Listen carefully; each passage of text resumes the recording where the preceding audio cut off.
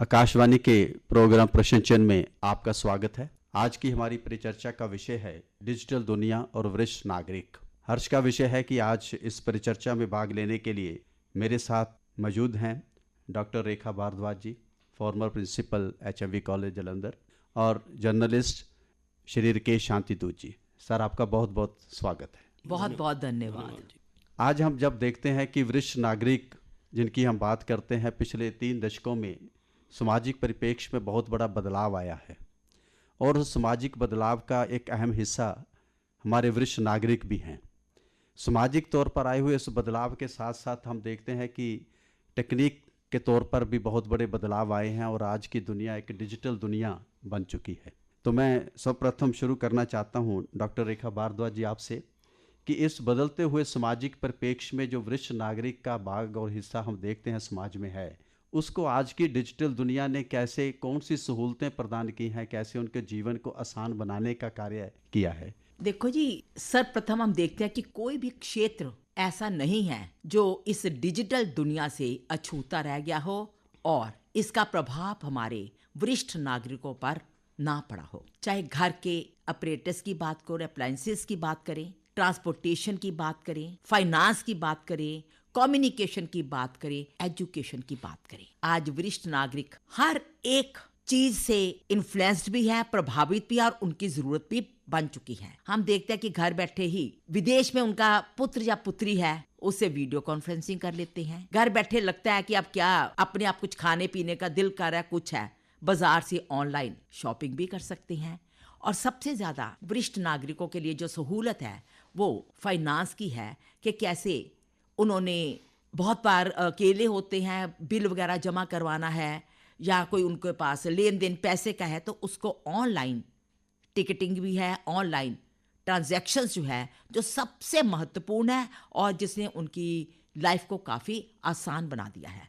मेरा कहने का अभिप्राय है कि आप कोई भी क्षेत्र ले लो, उस पे आज डिजिटली हम कम्पिटेंट हैं। डिजिटल सहूलतें जो प्राप्त हुई हैं और वो सहूलतें ऑटोमेटिकली एक स्वाभाविक रूप से हमारे लोगों का, वरिष्ठ नागरिकों का एक हिस्सा बन चुकी है। डिजिटल दुनिया जिसमें हम इंटरनेट को, स्मार्टफोन को जोड़ लेते हैं, ऑनलाइन सर्विसेज को जोड़ लेते हैं। राकेश शांतिदूत जी, हमने देखा है कि पिछले 3 दशकों में संयुक्त परिवार की जो प्रणाली थी वो बुरी तरह से टूटी है और आज के परिवार बहुत छोटे परिवार हो चुके हैं और छोटे परिवारों में भी हम देखते हैं कि कई बार बच्चे अपने नौकरियों के लिए, अपने भविष्य को सुंदर बनाने के लिए कहीं दूर स्थानों पर चले जाते हैं और वरिष्ठ नागरिकों को एक अकेलापन महसूस करना पड़ता है। तो इस नई तकनीक जो डिजिटल दुनिया के माध्यम से हम स्मार्टफोन, यूट्यूब, व्हाट्सएप और इस तरह के और बहुत सी एप्लीकेशंस मौजूद हैं, तो आप कैसे समझते हैं कि जो उनके जीवन को सार्थक बनाने के लिए और उनके जीवन में सहूलतें प्रदान करने के लिए उनकी सहायता कर पाती हैं या नहीं कर पाती? निश्चित तौर पे जब दुनिया मुट्ठी में आई है तो वो युवा बच्चे से लेके, तो जब हम वरिष्ठ नागरिकों की बात करते हैं, एक्चुअली ये स्थिति जो है 55 साल से शुरू हो जाती है। तो हम अगर डिजिटलाइजेशन की बात करें तो हम एजुकेशन के वर्क को छोड़ दें, बैंकिंग सेक्टर को छोड़ दें, तो जो घरेलू मतलब वरिष्ठ नागरिक हैं जो ऐसी सर्विसेज में नहीं है, अगर हम इसे डिजिटल साक्षरता कहें, डिजिटलाइजेशन होने के बावजूद जो है अभी भी बहुत ज़्यादा इसकी कमी है कई जगह। कई बुजुर्गों को जो है, जिन्हें हम वरिष्ठ नागरिक कहते हैं, जो आपका सवाल था कि इसका फ़ायदा हुआ कि नहीं है, लेकिन फ़ायदा तो निश्चित तौर पे हुआ है। जैसे डॉक्टर रेखा कालिया जी ने अभी कहा, गैस बुक करना था तो उसके लिए भी गैस एजेंसी तक जाना पड़ता था, लाइनों में लगना पड़ता था। एक बिजली का बिल देने के लिए भी वहाँ जाके, अगर कोई बुजुर्ग आदमी लाइन में नहीं लग सकता तो पहचान ढूंढनी पड़ती थी, लेकिन आज उसके हाथ में है वो सर। तो इसका पॉजिटिवली तो इसका बहुत बड़ा फ़ायदा दुनिया की तरह हमारी नेशन में भी हुआ है। लेकिन जहाँ कुछ मुश्किलें हैं, क्योंकि पहली तो बात यह है कि बुजुर्ग जो लोग हैं, जब जैसे जैसे उम्र बढ़ती है तो वो उसमें एक ट्रस्ट की बात होती है कि मैं ये जो करूँगा तो क्या ये ठीक है, ये टेक्नोलॉजी ठीक है, मैं पैसा इधर से उधर बैंक से करूँगा। पहले तो उसकी जानकारी लेनी जरूरी है, लेकिन उसके बाद वो ट्रस्ट की बात आती है। और जब इस दुनिया में, क्योंकि हर टेक्नोलॉजी के 2 पहलू रहते हैं, पॉजिटिव भी होता है, नेगेटिव भी होता है। मैं कहूँगा कि हमारे समाज की एक थोड़ी सी कुरीति में शामिल है कि नेगेटिव यूज़ की बातें बहुत ज़्यादा रिपोर्ट होती हैं। अभी जैसे पिछले दिनों में बड़ी तादाद में देश के अंदर लाखों की संख्या में जो है वो डिजिटल फ्रॉड हुए हैं। एक डिजिटल अरेस्ट एक नया वर्ड आया है कि वो कोई एक अननोन व्यक्ति जो टेक्नोलॉजिकली एक्सपर्ट है वो एक फ़ोन किसी घर में किसी भी इवन बुजुर्गों की बात तो बाद में यंग लोग भी इसके डिजिटली अरेस्ट हुए हैं। तो मुझे लगता है कि फ़ायदे के साथ साथ जो है इसके ऊपर एक बड़ा जागरण अभियान जो है, एक अवेयरनेस अभियान जो है वैसे देश में चल रहा है, बहुत सारी सोशल ऑर्गेनाइजेशन भी कर रही है, बहुत सारी जो टेक्निकली भी जो जुड़े हैं, जैसे बैंकिंग सेक्टर में जैसे वहाँ के लोग बैंक्स के लोग भी जा जाके बता रहे हैं। और यहाँ तक कि भारत सरकार ने तो ऐसी सुविधाएं दी हैं, वो लगातार वो मैसेजेस भेजते हैं कि अगर आप कुछ भी जानना चाहते हैं जो सीनियर सिटीजन के लिए तो डोर स्टेप सर्विसेज है, बैंक से आदमी सिखाने आता है। तो मुझे लगता है कि ये सोशल ऑर्गेनाइजेशंस जो हैं, एक तो सरकारी स्तर पे जो एनजीओज काम कर रहे हैं, लेकिन गली मोहल्ला स्तर तक भी ऐसे एनजीओज हैं, क्योंकि यंग लोग वो एनजीओज चलाते हैं और यंगस्टर जो है, यंग जनरेशन है वो डिजिटली इस समय बहुत स्ट्रांग है भारत की। जैसे हम आईटी की बात करते तो दुनिया आईटी में लीड करता था, तो आज डिजिटलाइजेशन में भी यही स्थिति है कि भारत के लोग जहाँ भी हैं वो लीड कर रहे हैं। तो मुझे लगता है कि जो यंग एनजीओज हैं उन्हें एक बड़ी भूमिका जो है इस फायदे वाली जो टेक्नोलॉजी है। आपकी बात बिल्कुल ठीक करके शांति दूत जी, जहाँ पे डिजिटल दुनिया ने व्हाट्सएप, यूट्यूब और ऐसी एप्लीकेशन के माध्यम से हमारे वरिष्ठ नागरिकों के जीवन के अकेलेपन को दूर करने का महत्वपूर्ण कार्य किया है। और जैसा कि रेखा भारद्वाज जी ने भी कहा था कि कुछ ऐसी एप्लीकेशन जो ऑनलाइन सर्विसेज के थ्रू उनके जीवन को आसान बनाने का कार्य किया है। तो हम क्या समझते हैं रेखा जी कि जो वरिष्ठ नागरिक हैं, जब एक तरफ उनको जीवन की जितनी सहूलतें प्रदान होती हैं, उनके जीवन को आसान बनाने का कार्य किया है, हम मुख्य रूप से किन बिंदुओं के ऊपर बात कर सकते हैं जिनको हम समझते हैं कि वरिष्ठ नागरिकों के लिए एक चुनौती का कार्य होती हैं। जैसे एक छोटी सी एग्जांपल के तौर पर के शांति दूत जी ने कहा कि डिजिटली जो फ्रॉड होते हैं वरिष्ठ नागरिकों के साथ, वो अक्सर ज़्यादा देखने में पाए जाते हैं एज़ कम्पेयर टू जो दूसरे हमारे लोग होते हैं, जो नौजवान होते हैं। तो कौन कौन सी चुनौतियां हम समझ सकते हैं कि वरिष्ठ नागरिकों के सामने हमें देखने को मिलती हैं? क्या कारण हो सकते हैं कि उनको ये सुविधाजनक स्थिति का लाभ उठाते उठाते इन चुनौतियों का सामना भी करना पड़ता? आपने बहुत अच्छा प्रश्न किया है और इसके जवाब के लिए मैं यही कहूंगी, पहले तो शांति दूत जी की बात को मैं एंडोर्स करते हुए कहूंगी कि हर चीज के दो पहलू होते हैं, पॉजिटिव भी और नेगेटिव भी। लेकिन जो हमारा पॉजिटिव एस्पेक्ट की बात तो आपने बहुत अच्छी तरह से हम समझते भी है की भी है, लेकिन चुनौतियां भी सामने हैं कि इसके लिए हमें लिटरेट होना पड़ेगा। हमारे टाइम में जिसको पेन नहीं चलाना आता था तो वो अनपढ़ माना गया था, और आजकल जिसको माउस नहीं चलाना आता या वो फिंगर्स पे आप पहले टिक टिक टिक नंबर करो या टच सिस्टम है वो नहीं आएगा तो वो डिजिटली इलिटरेट है। पहली जरूरत है वरिष्ठ नागरिकों को थोड़ी बहुत, पूरी नहीं मैं कह सकती, ना ही उतना वो अपने आप को साक्षर कर सकते हैं, इट इज़ नेचुरल, क्योंकि ये हमारी ना तो पढ़ाई में था ना कुछ साल पहले था। अगर हम 70 के हो गए हैं, 60 के भी हो गए हैं, तो 20-30 साल के फ़र्क में हम लोग मैनुअल काम करते तो उतनी कॉम्पिटेंसी हमारे में नहीं आ सकती। लेकिन उनको उतना जागरूक होना बहुत ज़रूरी है जो उनको डेली लाइफ में कम से कम धोखा ना मिले। उसके लिए फाइनेंशियल ट्रांजैक्शंस के लिए उन्हें अपने घर में ये बच्चे हैं, ग्रैंड चिल्ड्रन हैं, या जैसे अभी शांति दूत जी ने बात की कि घर घर में है, बैंक में जा कर के उनके बारे में नॉलेज का होना बहुत ज़रूरी है। कोई फ़ोन आता है, इंस्टेड ऑफ आप एकदम से पसीना पसीना हो जाएं या उसके झांसे में आ जाएं, जैसे आजकल एड्स आ रही हैं कि मैं मूर्ख नहीं हूँ, मूर्ख नहीं बनना है। हमें अपनी जैसे अवेकनिंग होती है ना, एजुकेशन के एस्पेक्ट है physical, mental, spiritual. Spiritually means हमें राइट और रॉन्ग की पहचान, क्योंकि सीनियर सिटीजन वैसे तो एक्सपीरियंस होते हैं, उनकी नॉलेज ऑब्वियसली डिजिटली कॉम्पिटेंट लोगों से समझने की क्षमता उनमें ज़्यादा होती है, तो उनकी में समझ होनी चाहिए और उन्हें जितना पॉसिबल है हेल्प लेनी चाहिए अपने ग्रैंड चिल्ड्रन, क्योंकि रोज़ every day is a new day. रोज़ उन्हें लगेगा कोई ना कोई छोटी छोटी चीज़ है, आज मैंने कैसे जाना है, चल बेटा मुझे ये सिखा दे, मैंने वो बुक करनी है। उसके साथ साथ वो बच्चों के साथ शेयरिंग भी कर लेती हैं और नई से नई चीज़ है। तो उनको अवेकनिंग जितनी पॉसिबल हो पाए, ये एड्स के थ्रू भी है, न्यूज़पेपर के थ्रू भी है, सोशल ऑर्गेनाइजेशन के थ्रू है। सबसे पहले जो उनके अपनी शंकाएं हैं, अपने जो क्वेरीज हैं, अपने बच्चों के साथ उनको शेयर करनी चाहिए, so that they should be competent to understand. बिल्कुल आपने सही कहा। अगर हम उसको ज़मीनी स्तर पर देखते हैं, हकीकत के रूप में देखते हैं, तो कुछ समस्याएं तो वरिष्ठ नागरिकों को अपने शारीरिक रूप से भी आ जाती हैं। जो उनके लिए एक तरह से रुकावट का कार्य करती हैं, इस प्रशिक्षण के लिए भी, जागरूक होने के लिए भी। जैसे अक्सर हम देखते हैं कि उनको आंखों की कमजोरी वरिष्ठ नागरिकों को उस उम्र के पड़ाव में आ जाती है, सुनने की क्षमता भी कई बार कम हो जाती है, और नई नई तकनीक इतनी तेजी से जो विकसित होती हैं कि हर तकनीक के साथ अपने आप को जुड़ाव करके रखना वो भी कोई आसान कार्य नहीं रह जाता। और जैसे कि आपने समाधान के रूप में बताया कि उनको अपने बच्चों से, अपने परिवार के सदस्यों से मार्गदर्शन लेना चाहिए, उनसे नई नई तकनीक सीखने का प्रयास करना चाहिए।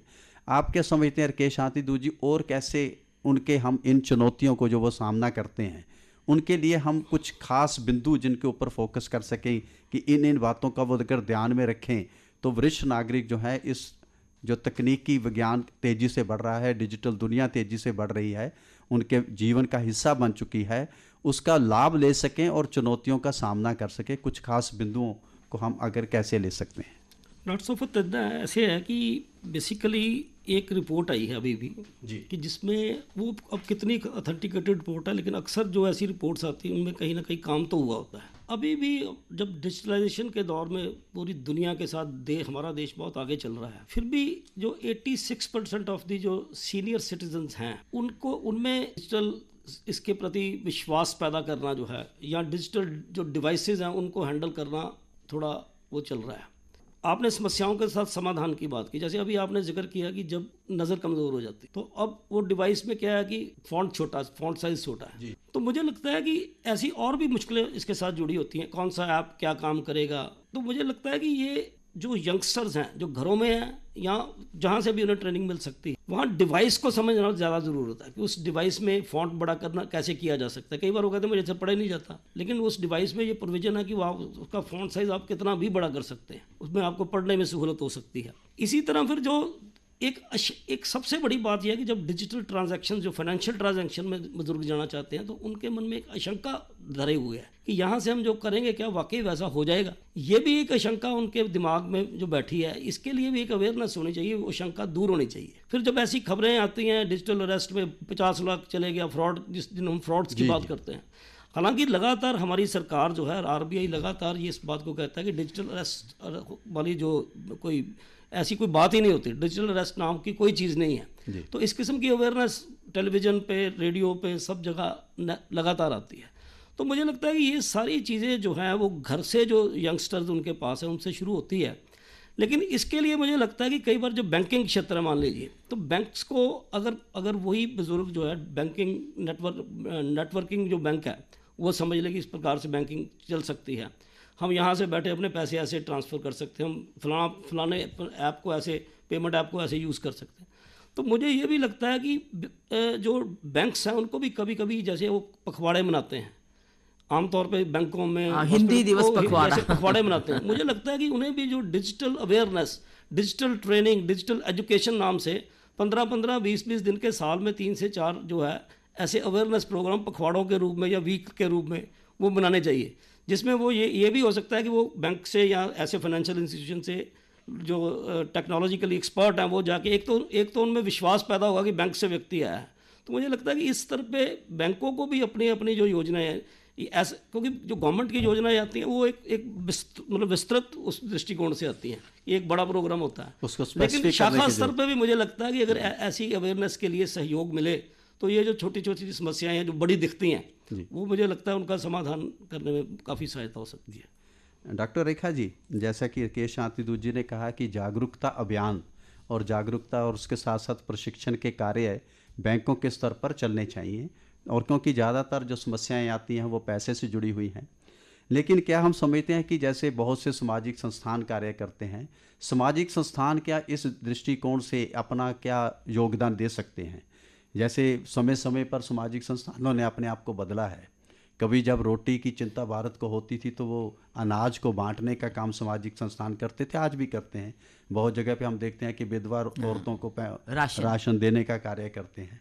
तो क्या इस दृष्टिकोण से भी नई एनजीओस को सामने आना चाहिए, या कुछ पुरानी जो एनजीओस चल रही हैं, सामाजिक संस्थान चल रहे हैं, उनको इस दृष्टिकोण से भी कार्य करना चाहिए कि जो वरिष्ठ नागरिकों को इस डिजिटल दुनिया के आने से जो चुनौतियों का सामना करना पड़ रहा है, समस्याएं तो हम नहीं कहेंगे, समस्या तो जीवन का एक अभिन्न अंग होती है, लेकिन जो नई चुनौतियां उनके सामने आ रही हैं उसमें वो सामाजिक संस्थान जो नॉन गवर्नमेंट ऑर्गेनाइजेशंस हैं वो क्या अपना योगदान दे सकती हैं? बहुत अच्छा आपका प्रश्न है। इसके जवाब में मैं यही कहूँगी कि दो चीज़ें दिमाग में रखने की ज़रूरत है। एक तो मेरी अपनी कितनी इच्छा है और सीखने की। देखो, ज़िंदगी में हम कितना सीखना चाहते हैं ये इंडिविजुअली भी बहुत निर्भर करता है। दूसरा कितना सिखा पाता है, ये बात की बात आती है। मुझे याद है कि अपनी इंस्टीट्यूशन में हमने, जैसे आपको भी पता होगा, आप इंस्टीट्यूशन से संबंधित हो, कि नैक में पहले ये बेस्ट प्रैक्टिसेस में कुछ ना कुछ देना होता था। तो हमने उस वक्त शुरू किया था, कोई ना कोई नई चीज़ है, कि हमने सीनियर सिटीजन्स को ये कंप्यूटर लिटरेसी के बारे में हम क्लासें लगाते थे कि 15 दिन की क्लासें लगाओ। एक तो ये नया काम है, जैसे कहते हैं इनोवेटिव वर्क है। दूसरा ये है कि ये सामाजिक कार्य भी है। तीसरा हम बुज़ुर्गों को थोड़ा इस पर इन्वॉल्व करें। लेकिन उस पर आपको हैरानी होगी कि हमारे पास नंबर बहुत कम आता था जी। डिस्पाइट द फैक्ट कि काफ़ी उसको बड़ी मुश्किल से नंबर पूरा होता था। तो मैं ये महसूस करती हूँ कि जहाँ जहाँ पे ऑर्गेनाइजेशंस तो आपके लिए, आपको देने के लिए तैयार है ना, जाना तो आपने खुद है। तो मेरे जितने भी बुजुर्ग भाई बहन हैं, तो पहले तो अपने में एक इच्छा शक्ति को पैदा करें कि हमने नया कुछ सीखना है। अगर मैं इसी में थोड़ा सा एडिशन करना चाहूँ कि उनमें अगर इच्छा शक्ति पैदा करने के लिए भी क्या कुछ एफर्ट्स की जरूरत हो? यस, यही मैं बात कर रही हूँ। वो इच्छा शक्ति कैसे आएगी कि उसके कई फैक्टर्स हैं। वो टीवी भी देखते हैं और ऐप्स भी चलाते हैं, तो उस पर उनको महसूस होना चाहिए कि अगर मुझे ये भी चीज़ आ जाए और मैं कहाँ से और सीख पाऊँ। मैं अपना ही एक उदाहरण देती हूँ, छोटा सा, पता नहीं देना चाहिए कि नहीं। जैसे मैंने एज विजिटिंग प्रोफेसर एक प्रोमिनेंट यूनिवर्सिटी में किया, तो वहाँ मुझे अब नेचुरली हर चीज़ कहाँ ना अटेंडेंस ली इतने सालों से 40। तो मैंने मजाक में कहा, जो HOD मेरा स्टूडेंट भी रहा, कि मेरे को ये इतना पता, कहता नहीं तुहाडे कोल असी बच्चे हम आपके साथ ही जाएंगे। तो वहाँ पर लगा कि बच्चे मेरे साथ जाते रहे, जो क्लास के स्टूडेंट थे। एक दो बार मैंने कहा कि ये अटेंडेंस लेनी कैसे लेनी है, तो 10 दिन लगे, 15 दिन लगे, तो थोड़ा कंफर्टेबल महसूस हुआ। ऐसे है कि सबसे पहले उस इच्छा शक्ति के लिए कि मेरा काम नहीं हो पाएगा। जैसे अभी शांति दूत जी ने कहा, मैंने बैंक में जाना, मैंने ट्रस्ट कैसे बिल्डअप करना है, तो इसके लिए है कि आपको किसी ना किसी से बात तो करनी होगी। आपके सबसे ज़्यादा तो मैं इसको इफ़ेक्टिव मानती हूँ, घर में जो पोते पोतियाँ ना, ग्रैंड चिल्ड्रन है, बेस्ट है इस काम के लिए। वो नहीं है तो पड़ोस में कोई अच्छा, हमारे ये तो होता नहीं कि कोई हमारे को जानता नहीं है, उनको हम अपने साथ मिलाएं। इच्छा शक्ति हो, उसके बाद काफ़ी ऑर्गेनाइजेशंस है। जैसे शहरों में तो ये है, गांव में ये प्रधानमंत्री ग्रामीण डिजिटल सक्षम अभियान, ये चलते रहते हैं। किसी ना किसी को आप इन्वॉल्व करके, तो वहाँ पे where there is a will there is a way. आप सीखना चाहोगे तो कोई ना कोई आपको रास्ता मिल ही जाएगा। लेकिन सीखना है, उसके लिए आप में जज्बा होना बहुत ज़रूरी है। जी। इसी बात को अगर हम राकेश शांति दूत जी थोड़ा और आगे बढ़ाएं कि ये जो प्रशिक्षण है वो एक तो फाइनेंशियल स्तर पर हो सकते हैं कि जो फाइनेंशियल फ्रॉड से वो बच सकें, तो लेकिन हम जैसे देखते हैं कि नौजवानों को तो हम कई बार इस पूरी डिजिटल दुनिया से परहेज करने को भी कहते हैं कि उसका जो इम्पैक्ट उनके ऊपर पड़ता है। तो क्या इस तरह का प्रशिक्षण भी ज़रूरी होगा वरिष्ठ नागरिकों के लिए, कि यहीं हम उनको प्रशिक्षित करते करते उनकी अपनी जो उस समय की मानसिक अवस्था है, उस शारीरिक अवस्था के उस दौर से वो निकलते हैं जिसमें उनको शारीरिक कई तरह से कई बीमारियों से भी जूझना पड़ता है। हालांकि उसमें मेडिसिन और डॉक्टर्स की जो सलाह है उनको डिजिटल दुनिया बहुत सहायक कर देती है, घर बैठे ही वो सलाह ले सकते हैं। तो लेकिन क्या इस पूरी तरह से अगर कहीं ऐसा तो नहीं कि ज़्यादा इन्वॉल्व होने से उनकी आगे उनकी शारीरिक और मानसिक अवस्थाओं पे भी प्रभाव पड़ेगा? तो क्या प्रशिक्षण देते समय उनको इस तरह से प्रशिक्षित करते समय इन बातों का भी ध्यान रखने की ज़रूरत पड़ेगी? कॉन्फिडेंस पैदा करना, और ये जैसे मान लीजिए घर में आज बुज़ुर्गों की डिजिटलाइजेशन में ये स्थिति आ चुकी है कि वो जो कॉलिंग ऐप्स हैं, वीडियो कॉलिंग ऐप्स हैं, उनके ज़रिए वो कॉलिंग करने में वो इतने कॉन्फिडेंट हैं कि उन्हें ग्रुप कॉलिंग भी करनी आती है। ये एक आशंका रहित और विश्वास की बात है। और अक्सर ज़्यादातर हमारे बुज़ुर्ग जब भी कोई बच्चा यूज़ करता है तो उनके ये ध्यान में ऑलरेडी कि इस मीडिया पे जो है, ये जो डिजिटल मीडिया है, इस पर बहुत सारी नेगेटिव थाट्स भी आ रहे हैं जी। वो प्रिंट मीडिया के ज़रिए भी, वो क्योंकि अब बुज़ुर्ग लोग अखबार तो पढ़ते ही हैं जी, रेडियो भी सुनते हैं, तो वहाँ से उनको ये पता चलता है। मुझे लगता है कि जो ये वर्ग, जो बड़ा वर्ग जिसे हम वरिष्ठ वर्ग कहते हैं, इनके ध्यान में ये तो है कि ये नेगेटिविटी से, क्योंकि वो अक्सर ना भी जानते हो डिवाइस के बारे में, टेक्नोलॉजी के बारे में ना भी जानते हो, कोई बच्चा अगर मोबाइल लेकर ऐसे बैठा रहता है तो वो कहते हैं वो कोई गलत पासे तो नहीं जाई जाता तू तरफ जो है। इस विषय पे हमारे देश के जो ज़्यादातर वरिष्ठ नागरिक हैं वो जागरूक हैं, लेकिन मुझे ये लगता है कि उनके इसमें जो जैसे हमारे यहाँ एक विकसित भारत का जब अभियान चला कि उसमें डिजिटलाइजेशन से जो सीनियर सिटीजन्स को डिजिटल टेक्नोलॉजी के बारे में जानकारी देने की एक बहुत बड़ा अभियान चला और उसमें 46% पॉजिटिव रिजल्ट्स आए हैं, जिसमें कॉन्फिडेंस बढ़ा है और टेक्नोलॉजी को उन्होंने समझा है। तो मुझे ये लगता है कि कई बार क्या होता है कि ये जो बड़े अभियान आते हैं उसमें हमारे यहाँ जो डिस्ट्रिक्ट लेवल पे अगर आ जाएं, जब हम सब डिवीज़न लेवल पे आ जाएं, तो वहाँ के जो हमारे सरकारी अधिकारी होते हैं उनके पास बहुत बड़ा बोझ होता है काम का, क्योंकि बहुत सारे एक ही बड़े ऑफिसर के पास बहुत सारे काम होते हैं। तो वो अक्सर क्या होता है कि सरकार का जो अभियान होता है उसमें वो एक तरह से कई बार वो खानापुरी तक सीमित रहते हैं कि हमने अभियान कर दिया। जैसे वोटर जागृति आता है तो वो क्या होता है कि 4 जगह पे बैठ के जानकारी दे दी और वो हो गया, लेकिन ज़मीनी स्तर पे ये कैसे जाएंगे। आज जैसे सरकार ने सुविधा सेंटर बनाए हैं, सरकार के ऐसे जैसे मतदाता केंद्र वो बने हैं, जैसे BLO से ये सबसे बड़ा काम लिया जा सकता है। BLO को कि हर घर में पर्सनल हो जाता है, जाके वोट बनाता है। तो या फिर ऐसे वॉलंटरीज जो टेक्नोलॉजी को जानने वाले यंगस्टर्स हैं, अगर वो एक रोज़गार भी पैदा करेगा कि पर डिस्ट्रिक्ट लेवल पे, ब्लॉक लेवल पे अगर ऐसी स्थिति पैदा की जाए कि वॉलंटरी जो स्टूडेंट्स आना चाहते हैं, जो जाके वरिष्ठ नागरिकों को ये डिजिटल सिस्टम सिखाएंगे, तो मुझे लगता है कि ये अभियान जो है वो घर घर तक पहुंच सकता है। जी बिल्कुल सही बात कही डॉक्टर रेखा जी। 2 बातें इस विषय में सामने आ रही हैं उभरते हुए इस पूरी परिचर्चा में। एक तो ये आ रही है कि जैसे हम बार बार कहते हैं कि बच्चों के साथ, तो मुझे लगता है कि जो बच्चों का दादा दादी के साथ जुड़ना या नाना नानी के साथ जुड़ना वो दोहरा कार्य कर सकता है, जो डिजिटल दुनिया के संबंध में प्रशिक्षित भी कर सकता है। और एक जो हमारे समाज की जो वैल्यू सिस्टम, जो नैतिकता में कमी आ रही है कि जो जनरेशन गैप बहुत तेज़ी से बढ़ा है और कुछ लोगों के बाहर जाने से भी वो एक अलग तरह से गैप जो है समाज में दृष्टिकोण में देखने को मिला है, एक तो उसको भी हम पूरा करने में सहायक हो सकता है कि फर्स्ट जनरेशन और थर्ड जनरेशन का जितना संबंध मजबूत होगा उतने ही परिवार मजबूत होंगे, और जितना परिवार मजबूत होगा समाज मजबूत होगा। एक तो ये दृष्टिकोण। एक दूसरा दृष्टिकोण आ रहा है कि हम डिजिटल दुनिया के संबंध में प्रशिक्षण की बात तो कर रहे हैं बार बार, तो क्या हम डिजिटल दुनिया से भी ये उम्मीद रख सकते हैं और रादर मैं समझता हूँ कि एक्सपेक्ट करते हैं कि डिजिटल जो नए नए सॉफ्टवेयर्स आ रहे हैं वो सॉफ्टवेयर भी इतने सिंप्लीफाई हो जाएं कि जो वरिष्ठ नागरिक हैं उनको प्रशिक्षण की आवश्यकता ही कम पड़े।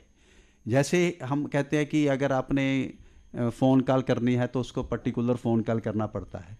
जैसे नए नए अगर सॉफ्टवेयर आते हैं, नई नई एप्लीकेशंस आती हैं, जैसे हम कहते हैं ना कि ऑल इन वन, जैसे हमारे आता था कि इसमें चारों चीज़ें हैं, साउंड भी चलती है, CD भी चलती है, पेन ड्राइव भी चलती है, 4 in 1, 3 in 1 ऐसे हम कंसेप्ट लेते हैं। तो क्या कुछ ऐसी एप्लीकेशंस आ सके जिसमें कहते हैं कि all in one for senior citizens, वरिष्ठ नागरिकों के लिए, कि उस एक एप्लीकेशन के माध्यम से ही वो सभी दूसरी एप्लीकेशन से जुड़ सकें? क्या ऐसी उम्मीद भी रखनी चाहिए? देखो, उम्मीद तो हर चीज़ की है। जिस दौर पे हम जा रहे हैं, कभी सोचा था कि ये जो सीरी है या लेक्सा है वही जो रोबोट है ह्यूमन बींग्स का काम करे? पोस्ट ह्यूमनिज्म तो चल रहा है, लेकिन इसके लिए मैं ये महसूस करती हूँ कि ये चीज़ें जो टेक्नोलॉजी है, अगर हम कहें कि ये हो जाएगा, उसके बाद कोई और नई चीज़ आ जाएगी, क्योंकि ये स्टैटिक नहीं है। टेक्नोलॉजी इज़ नॉट स्टैटिक, ये एक जगह टिकने वाली नहीं है। ये क्या है? डायनामिक है, और रोज़ प्रति एवरी डे इनका चेंज जो है वो हो रहा है और होता भी जाएगा। लेकिन इस ज़्यादा चीज़ों में मुझे लगता है कि सीनियर सिटीजन्स को उलझने की ज़रूरत नहीं है। इसको मैं उलझना इसलिए कहूँगी कि वो नहीं कर पाएंगे। जो मर्जी आप कर लो, आपने पोस्ट ग्रेजुएशन किया, उसके बाद और करते जाओगे, रोज़ की रोज़ नई टेक्नोलॉजी आ रही है, और उसके बाद आप कितना बिजी रहते हो, आप MNC में लगे हुए हो, उस फील्ड में हो। तो सीनियर सिटीजन्स के लिए तो बेस्ट है, जैसे आपने पहले कहा कि राकेश जी ने भी बात की कि कई बार फॉन्ट किया, उसके लिए कि फॉन्ट को बड़ा किया जाए, उसके फॉन्ट को बड़ा किया जाए। उसके बाद जो हमारी कम्युनिकेशन, जैसे हम कहते हैं वीडियो कॉन्फ्रेंसिंग है या कॉल है, उसको कर लिया जाए। उसके बाद जो वो चाहते हैं, वो क्रोम और गूगल का उनको पता चलना चाहिए कि मैंने इसको हिंदी में लिखना है, मैंने पंजाबी में लिखना है, ये भी समझ होनी चाहिए, या मैंने अंग्रेज़ी में लिखना है, चलो मैंने रामायण की कोई चीज़ समझनी या कुछ है, उसके द्वारा ही वो ये चीज़ें छोटी छोटी उनको आ जाए, ये अपने आप में काफ़ी पर्याप्त है। और सबसे बड़ी बात है जागरूकता हो फाइनेंस के मैटर में, कि मैंने मूर्ख नहीं बनना है। और जिससे भी हम सीखना चाहें, मैं तो कहती हूँ पहले तो मैं कहती हूँ टीचर एक लर्नर है, रिसर्चर है, कंटेंट क्रिएटर है। हर वो आदमी सक्सेसफुल है जिंदगी में जो लर्नर है। जब तक आप में लर्निंग, आप तब तक जिंदा हो, क्योंकि आप अपनी इंद्रियों को भी जागृत रखते हो तो आप जिंदा हो। तो लर्निंग की जो चाहना है वो होनी चाहिए। और टेक्नोलॉजी तो रोज की रोज बदलेगी जितनी आपको जरूरत है। और उसके साथ आपको जब आपको ABC लिखना आ जाएगा तो आप कैट बैट भी तो सीखोगे, फिर उसके बाद सेंटेंस भी बनाना सीखोगे। आप अपनी कैपेबिलिटी और कैपेसिटी के हिसाब से जितना लर्न कर सकते हो आपको लर्न करना चाहिए। जैसे डॉक्टर रेखा जी ने कहा, शांति दूत जी, कि हम वरिष्ठ नागरिकों को भी इसमें, जैसे उन्होंने बहुत स्पष्ट शब्दों में कहा कि उलझने की ज़रूरत नहीं है। इस डिजिटल दुनिया का लाभ उठाने का विषय है, डिजिटल दुनिया में उलझने का विषय नहीं है, जो डॉक्टर रेखा जी ने कहा। इसका मतलब वरिष्ठ नागरिकों को भी, जैसे हम दूसरे समाज के वर्गों से उम्मीद रखते हैं और एक्सपेक्ट करते हैं कि वो भी एक बैलेंस बनाकर चलें, कि जितनी उनको तकनीक की आवश्यकता है, जितनी डिजिटल दुनिया में आवश्यकता है उनकी रोज़ की ज़िंदगी के अंदर, उसको वहीं तक लेते हुए अपने आप को जागरूक करें, अपने आप को प्रशिक्षित करें और उसमें सीखने की इच्छा लगातार बनाए रखें। और अगर वो ज़्यादा उलझेंगे तो वो अपने जीवन को और कष्ट में बनाने की तरफ भी बढ़ सकते हैं। तो क्या उनको ये बैलेंस का बारे में भी जागरूक करने की आवश्यकता पड़ेगी? मुझे लगता है कि भारतीय समाज में जो संतुलन बना के रखने का जो है ना, वो वरिष्ठ नागरिकों में उनके अनुभव के आधार पर ऑलरेडी होता है। वो लगातार बच्चों को कहते हो बचत करया करो, ऐसी बातें करते रहते हैं। मुझे ये लगता है कि जो वरिष्ठ नागरिकों को ये जानकारी देने की, जैसे ये फ्रॉड के मामले में RBI की बहुत बड़ी वो चलता है। अमिताभ बच्चन भी जब आते हैं उस पर कौन बनेगा करोड़पति में, ये तो वो ये साथ में कहते हैं कि भाई, जैसे मैडम ने कहा कि मूर्ख मत बनो। RBI बार बार ये मैसेज देता है। एक और बड़ी चीज़ है सोशल मीडिया में जो वरिष्ठ नागरिकों को थोड़ा भ्रम में डालती है, वो है कि जो सोशल मीडिया ऐप्स हैं उन पे इतनी बड़ी तादाद में नीम हकीम अवेलेबल हैं कि वो एक सुबह बताता है कि ये खा लें तो आपके साथ ये होगा, दोपहर को ये खा लें तो वो एक कॉन्ट्राडिक्शंस पूरे दिन में चली रहती हैं, जो बुज़ुर्गों को वो कहीं ना कहीं पशोपेश में फंसा देती है। मुझे लगता है कि हमारे जो स्वास्थ्य विभाग है, देश का स्वास्थ्य विभाग है, जो राज्य के स्वास्थ्य विभाग हैं, उनको भी एक बड़े अभियान छेड़ने चाहिए कि इनके ऊपर जब तक आप अपने निजी डॉक्टर से या वैद्य से आप विमर्श नहीं कर लेते, वहाँ से जानकारी ले सकते हैं, लेकिन इसका प्रयोग विमर्श करके ही लीजिए। और जो आपने ईजीनेस की बात कही कि वो ईजी कैसे, वो टेक्नोलॉजी ईजी कैसे होगी। अब आप देखिए कि जो स्पीकिंग जो ऐप्स आ गए हैं, आप बोलते हैं कि मुझे ये चाहिए, भाषा की प्रॉब्लम आती है कई बार ऐप्स पे, लेकिन वहाँ भी अब आप गूगल खोलते हैं तो आप कहते हैं कि मुझे इस बारे में हिंदी में जानकारी दीजिए, तो वो जो आप बोलकर जो कहते हैं वो ऑलरेडी अवेलेबल है। तो मुझे लगता है कि ये जो एक तो भ्रम की स्थिति उनसे बुजुर्गों को निकालने की कोशिश, मैं बुजुर्ग शब्द नहीं इस्तेमाल करूंगा क्योंकि सीनियर सिटीजन जो है, सीनियर सिटीजन को एक तो उनके अंदर से भ्रम निकालने की जरूरत है, एक सेल्फ कॉन्फिडेंस, जो एक कॉन्फिडेंस है उसके प्रति कि नहीं ये ऐप्स, मैं बैठा हूँ यहाँ तो बैंक का कंप्यूटर मेरे हाथ में है, ये कहीं इधर उधर नहीं जाएगा। और ये जो फ्रॉड्स हैं इसके बारे में मुझे लगता है कि हमारे लोग निरंतर जागृत हो भी रहे हैं और हमारी सरकार के भी जो कंट्रीब्यूशन है इस मामले में वो बड़ी स्ट्रांग है। नहीं, आपकी बात बिल्कुल सही है। इस डिजिटल दुनिया से वरिष्ठ नागरिकों को लाभ उठाने की ज़रूरत है, लेकिन इस लाभ को उठाते उठाते उनको ये सही मार्गदर्शन मिलता रहे, प्रशिक्षण मिलता रहे, जागरूक अभियान साथ में चलते रहें और सुरक्षा के उपाय उनको लगातार जानकारी देते रहें ताकि वो उसके लाभ उठा सकें और चुनौतियों का सामना कर सकें और इसके जो दुष्परिणाम हैं उनसे बच सकें और उनका जीवन जो है वो सुखमयी और लंबी आयु वाला और सेहत वाला बना रहे और उसका पूरा लाभ उठाते रहें। तो आज के इस प्रोग्राम में आपने बहुत अच्छे विचार सबके सामने रखे। डॉक्टर शांति दूत जी, डॉक्टर रेखा जी, आपका बहुत बहुत धन्यवाद। मेरी तरफ से, डॉक्टर विनय सोफत की तरफ से आपका पुनः धन्यवाद और सभी श्रोताओं को धन्यवाद। नमस्कार और धन्यवाद।